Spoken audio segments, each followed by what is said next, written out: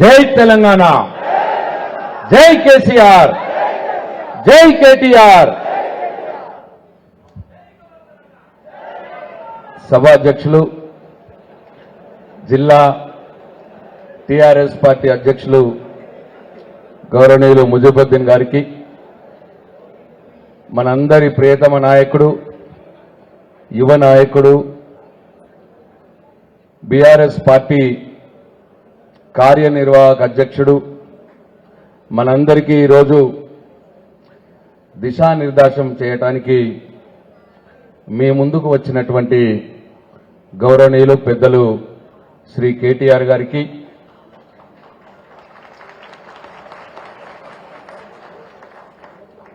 మాజీ ప్రభుత్వ విప్, మాజీ శాసనసభ్యులు గౌరవనీయులు పెద్దలు గంప గోవర్ధన్ గారికి, ఎల్లారెడ్డి మాజీ శాసనసభ్యులు గౌరవనీయులు సురేందర్ గారికి, కామారెడ్డి మున్సిపల్ చైర్పర్సన్ సోదరి జాహ్నవి గారికి, టిఆర్ఎస్ పార్టీ సీనియర్ నాయకులు, టిఆర్ఎస్ పార్టీ వ్యవస్థాపక సభ్యులు గౌరవనీయులు పెద్దలు తిరుమల రెడ్డి గారికి, అట్లాగే నరసింహరావు గారికి,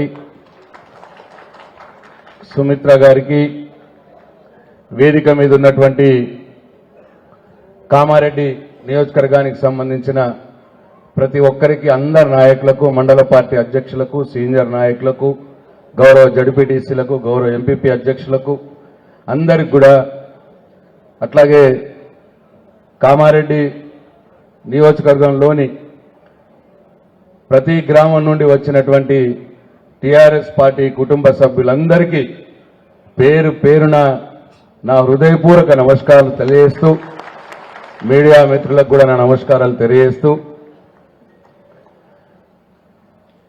ఇవాళ మనందరం కూడా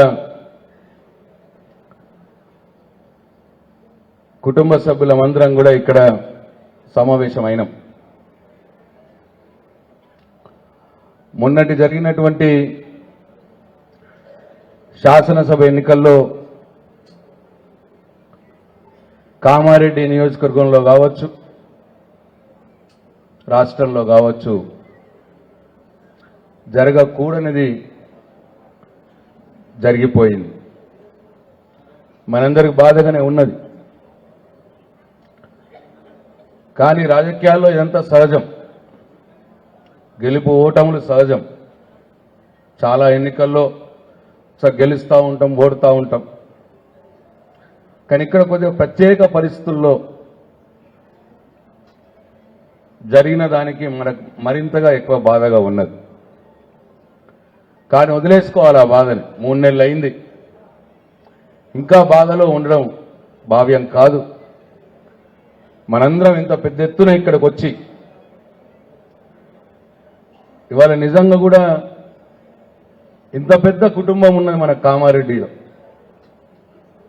అందుకోసం మనం బాధపడాల్సిన అవసరం లేదు. మనందరం మళ్ళీ పూర్వ వైభవం కోసం మనందరం కూడా కంకణం కట్టుకొని ముందుకు పోవాల్సిన అవసరం ఉన్నది అని చెప్పి మీ అందరికీ నేను సవినయంగా మనవి చేస్తా ఉన్నా. జరిగిన పరాజయం ఏదో వాళ్ళు గెలవలేదు,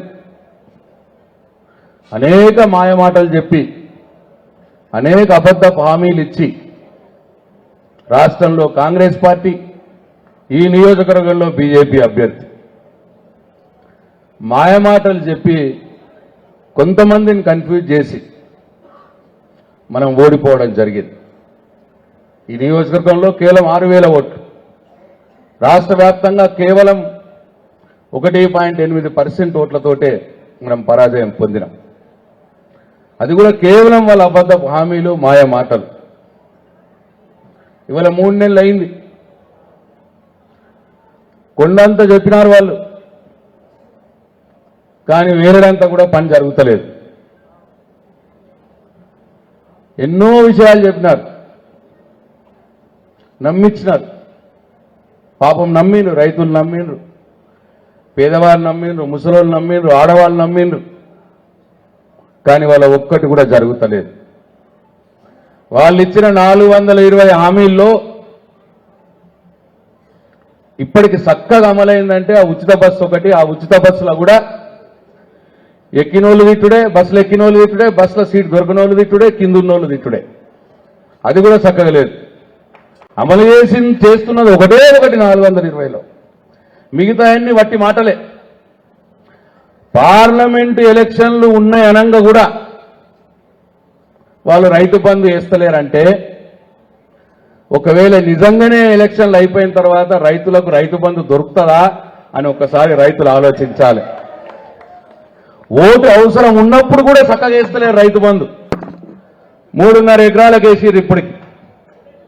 3.5 ఈ ఓట్లు అయిపోయినాక 4.5 5 పరిస్థితి ఏముంటుందో ఒక్కసారి రైతన్నలు ఆలోచించాలి. ఓట్లు ఉన్నాయని తెలిసి కూడా మనం చెప్పిన ₹1,00,000 కళ్యాణ లక్ష్మి చెక్కులే వంచుతున్నారు. తులం బంగారం ముచ్చట లేదు. ఇంకా మేము మొదలంటేనేమో ఇప్పుడే అడుగుతారా అన్నారు, ఓ నెలాగరా అన్నారు, 3 నెలలాగరా అన్నారు. ఇప్పుడు 3 నెలలు అయిపోయింది. ఇక నువ్వు ముఖ్యమంత్రి అయి 3 నెలలు అయిపోయింది, కానీ ఏమీ లేదు. కేసీఆర్ చేసినవన్నీ కూడా ఒకటంటే ఒకటి వస్తలేదు. కరెంటు చక్కగా దిక్కులేదు, రైతు బంధు దిక్కులేదు. ఇక ఒక్కటి కాదు ఎన్నో బోనస్ ఇస్తామన్నారు, ₹500. ఇప్పుడు చూస్తున్నారు రైతులంతా బోనస్ కోసం చూస్తున్నారు. ఇట్లా ఏమీ చెయ్యలేక ప్రజలలో అసహనం పెరుగుతున్నదని, ప్రజలలో కాంగ్రెస్ పార్టీ మీద కోపం పెరుగుతున్నదని అసహనంతో ముఖ్యమంత్రి రేవంత్ రెడ్డి ఇష్టం వచ్చినట్టు మాట్లాడుతున్నాడు. టీఆర్ఎస్ పార్టీని 100 ఫీట్ల లోపల పొందబెడతా అంటున్నాడు. పెడతాడా 100 ఫీట్ల లోపల టీఆర్ఎస్ పార్టీని? ఇంతమంది ఉన్నాం మనం, పెడతాడా మన అందరినీ 100 ఫీట్ల లోతుకు? పెడతాడా? దా పెట్టు, దా పెట్టే దమ్మున్నోడు అయితే దా. అందుకే మొన్న మన కేటీఆర్ గారు అన్నారు, ఇట్లనే ఒక్క సీటు కూడా గెలవవు అన్నాడు కేటీఆర్. నాయన కేటీఆర్ గారు సవాల్ విసిరింది. ఏమని? ఇక అంతెందుకు, రాష్ట్రం అంత ఎందుకు, 1 సీటు గెలుస్తామా, 5 సీట్లు గెలుస్తామా, 10 సీట్లకు గెలుస్తామా, ప్రజల ఇష్టం అది. ప్రజలకి నచ్చితే ఓట్లేస్తారు. సరే అది వదిలేద్దాం. ఫస్ట్ అసలు నువ్వు నన్ను 1 సీటు గెలుచుకరా అని కేటీఆర్ గారు అన్నాడు కదా. కేటీఆర్ సవాల్ విసిరింది, నేను సిరిసిల్ల ఎమ్మెల్యే పదవికి రాజీనామా చేస్తా, నువ్వు నీ కొడంగల్ ఎమ్మెల్యే పదవికి రాజీనామా చేయు, ముఖ్యమంత్రి పదవికి రాజీనామా చేయు. నీ సిట్టింగ్ సీట్ ఏదైతే మల్కాజ్గిరి ఎంపీ ఉన్నదో మల్కాజ్గిరి, ఆరు నిలబడదాం దా. కేటీఆర్ నిలబడతాడు, రేవంత్ రెడ్డి నువ్వు రా అన్నాడు. వారికి దా, ఈ సీట్లనే తెలుసుకుందాం, నువ్వో నేనో, 1 గెలుస్తామా 5 గెలుస్తామా ప్రజలకు వదిలిపెడదాం. కానీ ఇగో మల్కాజ్గిరి విషయంలో దా, నువ్వు రా నిలబడదాం దా అని అన్నాడు. ఇప్పటికి 10 రోజులైంది కేటీఆర్ గారు సవాల్ విసిరి, పత్తకు లేడు. ఇగో అదే ముఖ్యమంత్రి, ఈ రాష్ట్ర ముఖ్యమంత్రి కేటీఆర్ గారు విసిరినటువంటి సవాల్కు ఇప్పటికి కూడా ప్రతిస్పందన లేదు. ఇగో నేను ఈ వేదిక మీద నుంచి మళ్ళీ అడుగుతా ఉన్నా, దా రాజీనామా చేసి రా మల్కాజ్గిరిలో నిలబడు. మా కేటీఆర్ కూడా సిద్ధంగా ఉన్నారు, తెలుసుకుందాం అక్కడనే. డై నీకు మాకు ఏందో అక్కడనే తేలిపోతుంది. లేదు పత్తాకు లేదు, రావాలా అని చెప్పి నేను డిమాండ్ చేస్తా ఉన్నా ఈ వేదిక మీద నుంచి. తెలిసిపోతుంది ఆయనకు ఇది ఎక్క రోజులు నడిచే సంసారం కాదని ఆయనకు తెలిసిపోతున్నది.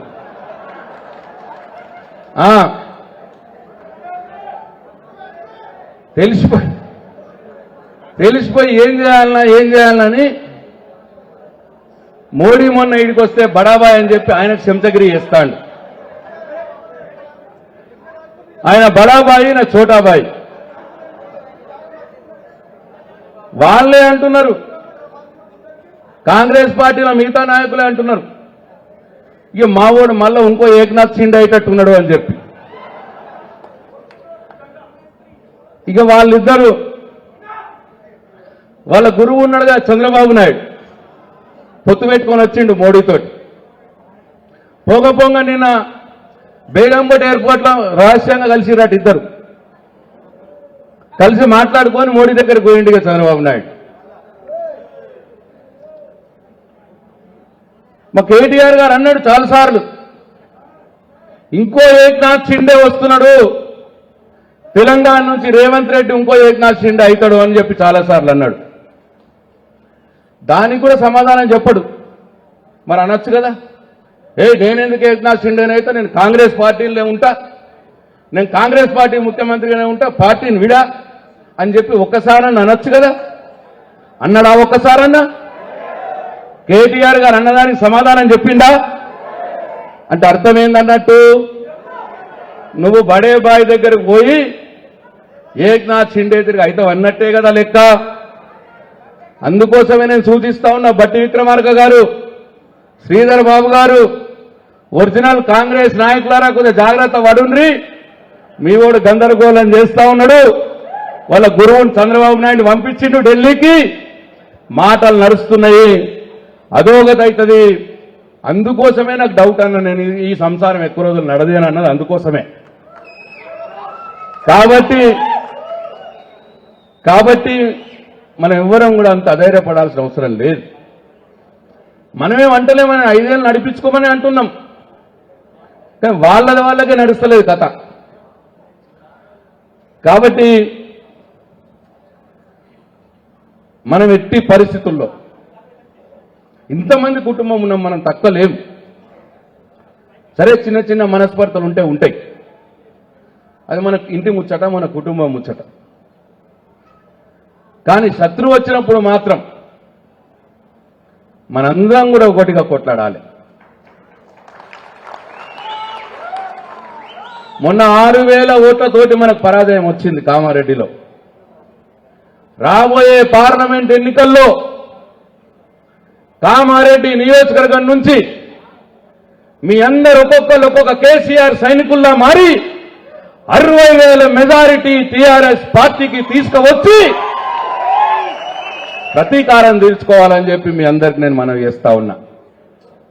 సాధ్యమవుతుంది, అందరికి తెలుస్తున్నది. ఇప్పుడు మోసపోయినాంరా అన్న విషయం ప్రతి ఒక్క రైతుకు తెలుస్తున్నది. అయ్యో నా ఇంట్లో మన్నువాడ 4,000 అంటే మోసపోతేమిరా అని పాపం ముసలోళ్ళు కూడా అంటున్నారు. అందరికి కూడా ఇవాళ అర్థమైంది.